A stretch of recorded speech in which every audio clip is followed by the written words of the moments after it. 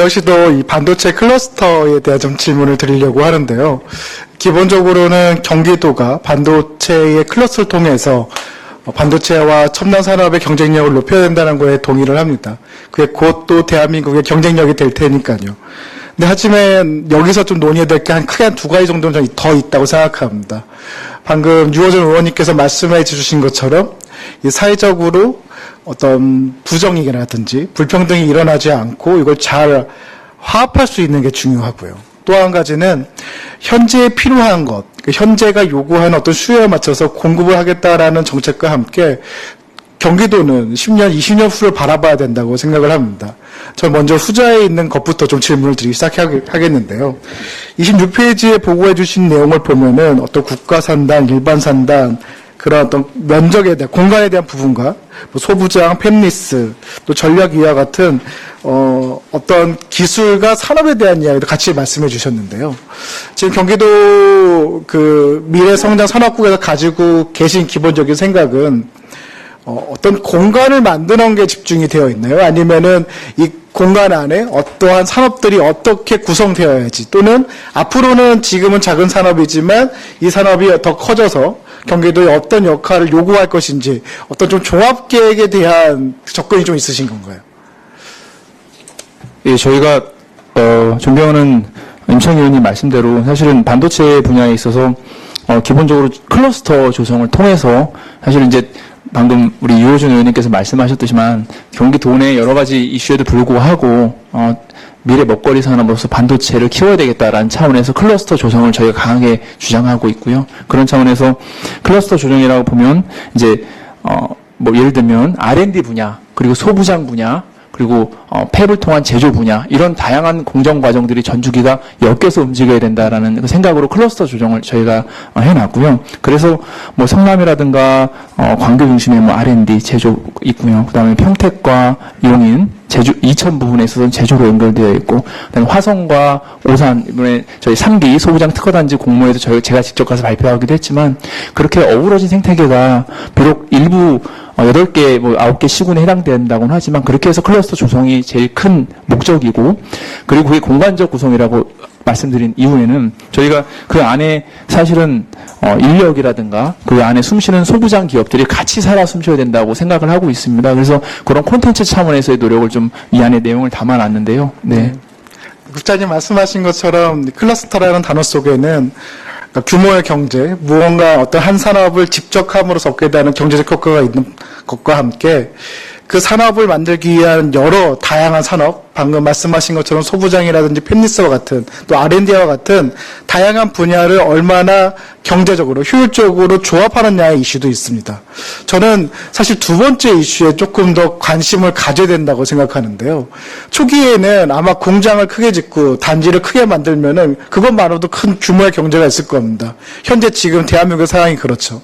하지만 향후에 반도체, AI, 첨단 산업을 활성화함에 있어서는 이 조합이 더 중요할 수도 있는데요. 저는 그 조합을 구성함에 있어서 아까 전자로 말씀드렸던 이 사회적인 이 부정의 또는 불평등을 결합시킨 논의가 좀 필요하다고 생각합니다. 가령 광주 같은 곳에서는 반도체 생산을 위한 물을 공급하는데 굉장히 지역적인 희생을 하고 있습니다.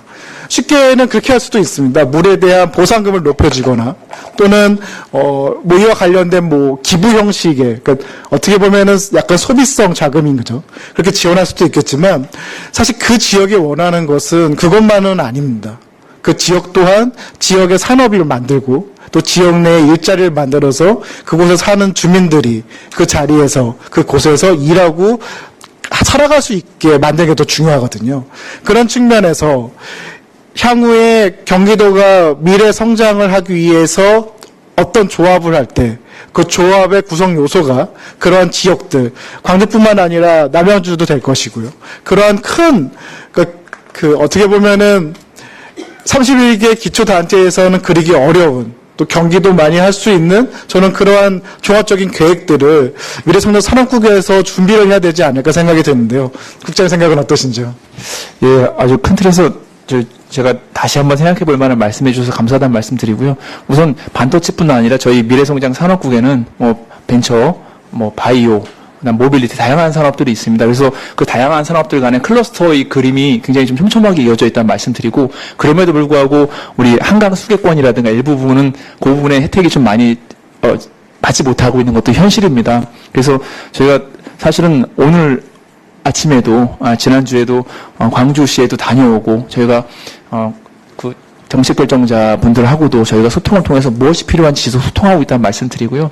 그것들을 통해 저희가 할 수 있는 것들, 그리고 국토부에 같이 움직일 수 있는 것들을 지금 열심히 찾아내고, 일정 부분은 좀 기대해도 좋은 부분도 있다라는 그런 방향이 있습니다. 다만 지금 당장 어떻게 말씀드리기 좀 네. 어렵고요. 다만 진짜 반도체는 저희가 남부벨트를 중심으로 워낙 요즘 이슈가 돼서 반도체 중심으로 있지만, 저희가 북부 연천으로 파주, 고양, 그 다음에 시흥으로 내려오는 바이오 벨트도 있고요. 그 다음에 모빌리티 벨트도 형성되어 있고, 그래서 그런 것들이, 또한 벤처 같은 경우에는 저희가 26개의 거점을 통해서 저희 경기도 전체가 창업하기 정말 좋은 환경을 만들기 위해서 뭐 일부 부족한 부분도 있긴 하지만, 그 다양한 그림들을 만들고 고민하고 있다는 말씀을 위원님께 드립니다. 네. 저는 좀 전에 국장님께서 그 상생이라는 단어를 쓰셨을 때 굉장히 적합하다고 생각이 들었습니다. 팔당 상수원을 주변으로 하는 그 시군들은 주민들뿐만 아니라 모두가 그런 생각을 가지고 있습니다. 여기는 팔당 상수원 때문에, 규제 때문에 그 무엇도 할 수 없어라는 어떤 패배의식이 깔려 있는데요. 저는 그러한 패배의식을 넘어서기 위해서 경기도의 고민이 필요하다고 생각합니다. 왜냐하면 첨단 산업에서는 수지를 보호하면서도 얼마든지 그 지역의 주민들이 잘 살아나갈 수 있는 산업들이 있거든요. 그런 것을 더 고민하고 만들어내고, 그것이 상생 방안으로서 저는 경기도의 종합계획에 담겨질 때 비로소 이 경기도가 그 지금까지 우리가 정치적으로 말을 했던 이 부정의와 불평등을 해소할 수 있지 않을까 생각이 듭니다. 그런 측면에서 미래 성장산업국께서 더 노력해 주시고요. 앞으로 더 좋은 결과물을, 또 좋은 결정들, 협의체를 만들어 주시기를 부탁드리면서 질의를 마치도록 하겠습니다.